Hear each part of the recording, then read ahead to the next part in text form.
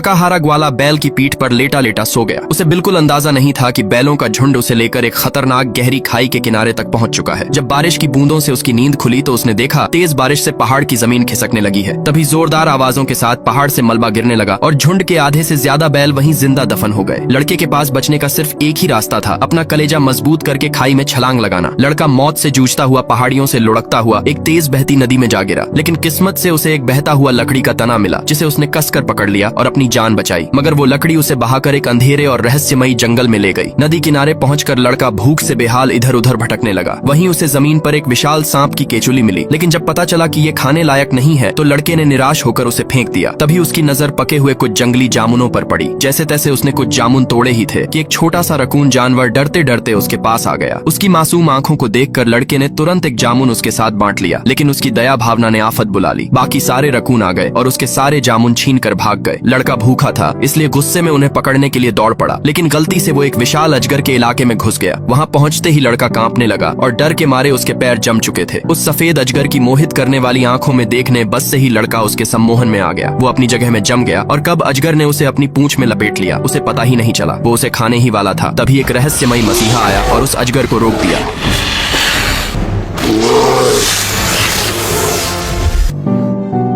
जब लड़के की आंख खुली तब उसे पता चला कि उसे बचाने वाला कोई और नहीं बल्कि एक बड़ा सा भालू था। वो भालू लड़के को खींचकर अपनी गुफा के बाहर ले गया और कहा, मैंने तुम्हें इसलिए बचाया है ताकि तुम अपनी इंसानी अक्ल से शहद चुराने में मेरी मदद कर सको। भालू की ये मांग सुनकर लड़का डर गया और कहा, मुझे मधुमक्खियां काटेंगी। पर भालू ने तुरंत नाटक करना शुरू कर दिया। भालू को गिड़गिड़ाता देखकर लड़के को दया आ गई। उसने भालू का एहसान चुकाने के लिए मदद करने का फैसला कर लिया। जल्द ही लड़के ने एक लंबी बेल काट कर उसे पहाड़ी के ऊपरी पेड़ से बांधा और अपने पीछे एक लकड़ी बांध ली और पहाड़ से नीचे आने लगा। इंसानी लड़के की चालाकी को देखकर जंगल के छोटे छोटे जानवर भी वहां इकट्ठा होने लगे। फिर लड़के ने मधुमक्खियों के छत्ते पर लकड़ी मारना शुरू कर दिया, लेकिन छत्ता बहुत मजबूत था और तभी मधुमक्खियों ने लड़के पर हमला कर दिया, जिससे लकड़ी हाथ से नीचे गिर गई। ये देखकर भालू ने थोड़ी हमदर्दी जरूर दिखाई, लेकिन लड़का हार मानने वालों में से नहीं था। उसने अपने पैरों से लात मारकर किसी भी तरह छत्ता गिराने की कोशिश की और आखिरकार एक जोरदार हमले से छत्ता टूट गया और सीधे एक छोटे जंगली सुअर के सिर पर जा गिरा। तभी भालू खुशी से उछल पड़ा और तुरंत शहद के मजे लेने लगा। फिर लड़का जैसे तैसे नीचे आया, मगर उसका शरीर मधुमक्खियों के डंक से पूरा सूज चुका था। इस आदमी ने अपना हाथ जैसे ही कार के दरवाजे पर रखा, तभी देखते ही देखते उसका पूरा हाथ जल गया। जब उसने घबराकर बाहर देखा तो दहशत में आ गया। 8000 डिग्री का सूरज आसमान को चीरकर सीधे धरती पर आ पहुंचा था, जिससे कुछ ही पलों में समंदर का पानी उबलने लगा और पानी में रहने वाले सारे जीव जंतु तुरंत मर गए। डर के मारे आदमी ने जल्दी से कार की खिड़कियां बंद कर लीं, लेकिन कोई फायदा नहीं था। सूरज की रोशनी फैलती गई और एक बड़े पुल तक पहुंच गई, जिससे पुल की रेलिंग चमकने लगी और चिटकने की आवाजें आने लगी। ये सब देखकर आदमी समझ गया यहाँ खतरा है, तो उसने गाड़ी भगाने की कोशिश की, लेकिन टायर तुरंत पिघल गए। तभी इतनी ज्यादा गर्मी हो गई कि पुल पर दरारें पड़ गईं, जिससे रेलिंग टूट गई और पुल गिरने लगा। पुल पर मौजूद सारी कारें समुद्र में गिर गईं और जोरदार धमाकों के साथ फट पड़ीं और कुछ ही पलों में पूरा पुल तबाह हो गया। पर असली मुसीबत तो अभी शुरू ही हुई थी। इसके बाद सूरज की किरणें तेजी से शहर की तरफ बढ़ने लगीं। कुछ ही सेकंड्स में सूरज की ताकत ने पूरे शहर को जलकर राख कर दिया। रोशनी के सामने आने वाली हर एक चीज तबाह हो गई, लेकिन आखिरकार वैज्ञानिकों ने कोई उपाय निकाला और सूरज को रोककर इस खतरे को टाल दिया।